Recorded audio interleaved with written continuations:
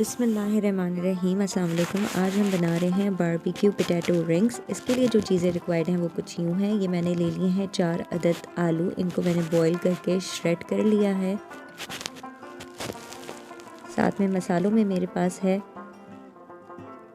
Chicken tikka masala या barbecue मसाला। ये मैंने लिया है 1 टीस्पून, जो कि इसे बारबेक्यू का फ्लेवर देगा।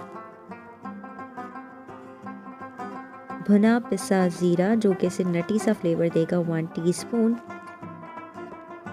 Salt to test.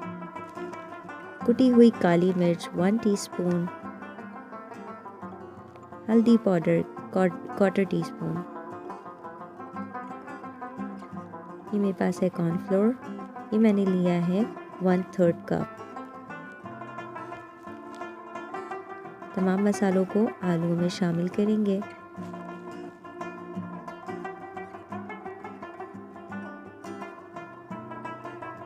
बारबेक्यू मसाला, क्योंकि बारबेक्यू मसाले में ऑलरेडी नमक होता है तो नमक आप अपने हिसाब से शामिल करेंगे। भुना पिसा ज़ीरा। तमाम मसालों को आलूओं में मिक्स करने के बाद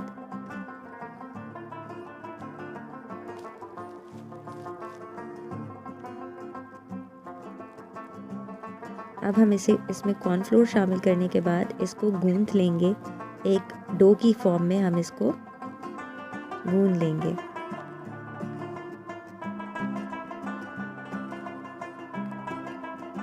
ये देखें, इस तरह से मैंने इसको गूंथ लिया था और ये मेरे पास ऑयल है मौजूद। हाथों पे मैंने ऑयल लगा लिया है ताकि ये स्टिक ना हो, हाथों पे चिपके नहीं और इजीली हैंडल हो जाए। अब हम इसकी शेप बनाएंगे। ये नीचे सरफेस के ऊपर भी मैंने ऑयल लगा दिया है ताकि ये इजीली जब हम इसकी शेप बनाएं तो ये निकल आए और चिपके नहीं। ना बहुत ज़्यादा मोटे और ना बहुत ज़्यादा पतले बनाने हैं। मीडियम से हमें इसको बिल्कुल इसकी थिकनेस रखनी है ताकि ये थोड़े से क्रिस्पी से क्रंची से हमारे पास तैयार हो जाएंगे। मेरे पास कटर मौजूद है। ये मैंने इस तरह से तमाम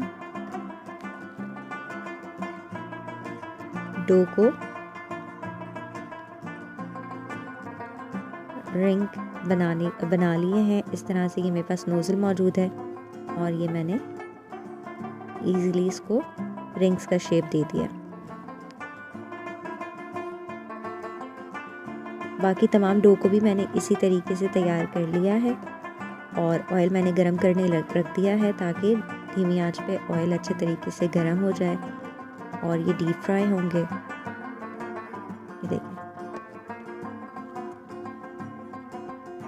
अब हम इसको फ्राई करेंगे। ऑयल ऑलरेडी गरम हो गया है। अब हम इसको एक एक करके शामिल करेंगे ऑयल में।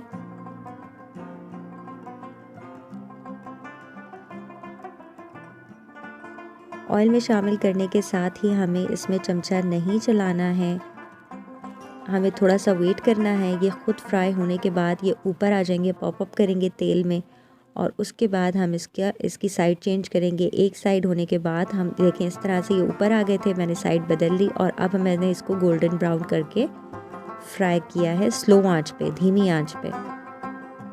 अब ये देखें, धीमी आंच पे ये तमाम के तमाम फ्राई हो गए हैं। मेरे पास ये स्टेनर है, मैं इसमें निकालूंगी तमाम, जो कि इसमें फ्राई करने के बाद जितना भी एक्सेस ऑयल है वो ड्रेन हो जाएगा और हमारे पास क्रिस्पी से पोटैटो रिंग्स तैयार हो जाएंगे।